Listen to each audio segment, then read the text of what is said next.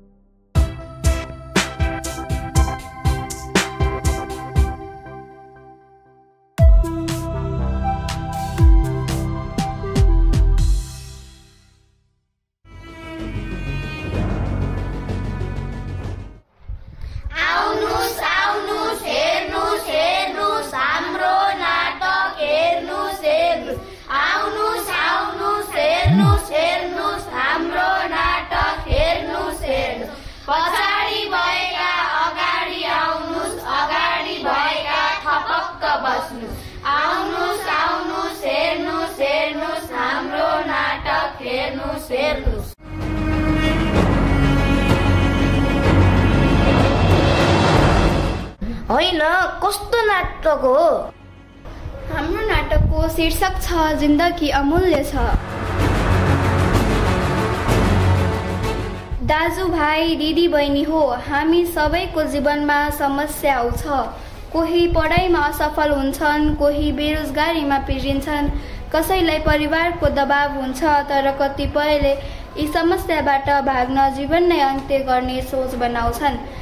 आज हामी चैतन्य पाठशाला राप्ती उपत्यकाका विद्यार्थी यही विषयमा एउटा नाटक प्रस्तुत गर्दैछौँ, जिन्दगी अमूल्य छ।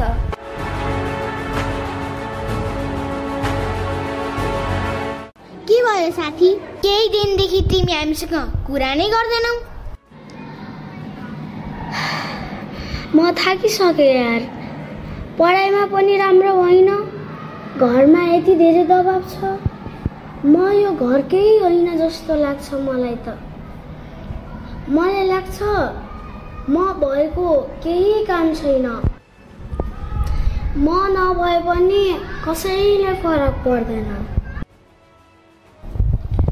अरे यति कुरामा पनि हरेस खान्छन्? समस्या सबैलाई हुन्छ नि, ठुलो कुरै होइन। होइन साथी, यो ठुलो कुरा हो। तिमीले यस्तो सोच नराख्नु खतरनाक हुन सक्छ। उसलाई साँच्चै गाह्रो भइरहेको छ। साथी, तिमी एक्लो छैनौ।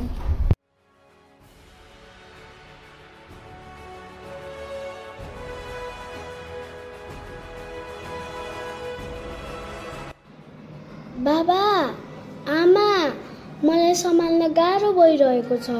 पढाइ अनि यो दबाब, म त सक्दिनँ।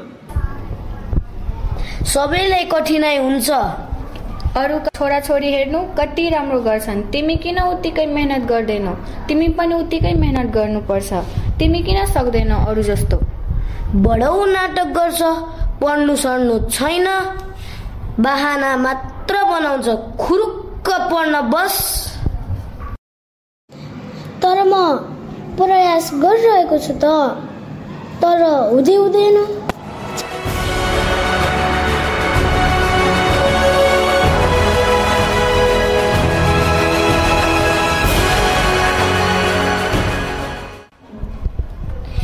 बहादुरलाई एकदम गाह्रो भइरहेको छ। तिमीले देखेनौ? उसले जीवन नै छोड्ने संकेत दिइरहेको छ। भन्नाले के गरिरहेको छ र? उसलाई उसको मन खिन्न भएको सङ्केत दिइरहेको छ त। हिजो अस्ति उसलाई रमाइलो लाग्ने कुराहरू अब रमाइलो लाग्दैन रे। हो, अहिले त ऊ चुपचाप बस्छ, उदास रहन्छ, खेलकुदमा पनि भाग लिँदैन आजकल।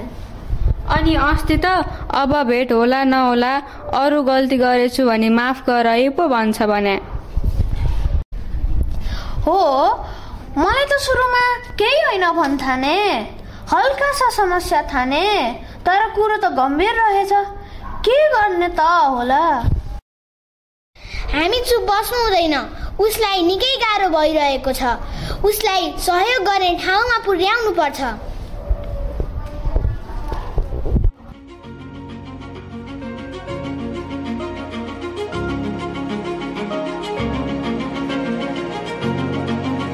मैले सुने अनुसार तिमीलाई धेरै गाह्रो भइरहेको छ हो? सबैलाई खुसी बनाउन खोजे, बाआमालाई दुखी बनाउन खोजेको होइन, शिक्षकलाई पनि हेप्न खोजेको होइन। मलाई गाह्रो भएको कुरा कसैलाई भन्न सकिन। अरूलाई खुसी पार्न खोज्दा म आफै कहाँ हराउँदैछु। कहिलेकाहीँ लाग्छ म जिउनुको अर्थै छैन।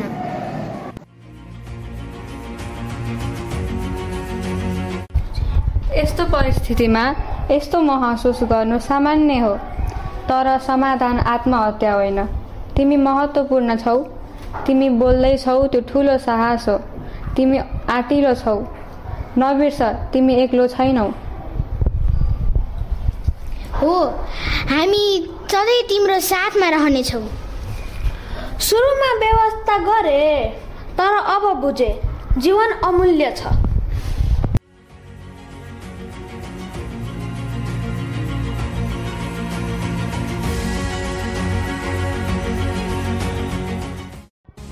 दर्शक महानुभावहरू, आत्महत्या रोक्न सकिन्छ।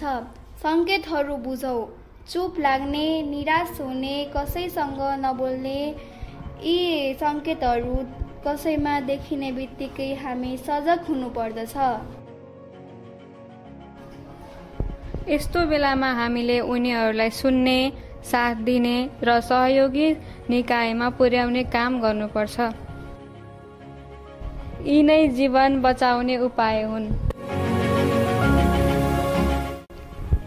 दबाब मात्र होइन, माया र बुझाइ पनि चाहिन्छ। विद्यालय वा कार्यस्थलमा पनि सबैले एकअर्कालाई हेर्ने, सुन्ने र सहयोग गर्ने संस्कार विकास गर्नुपर्छ। मलाई लाग्थ्यो म एक्लै छु, तर आज मैले बुझेँ जीवनसँगै आशा हुन्छ।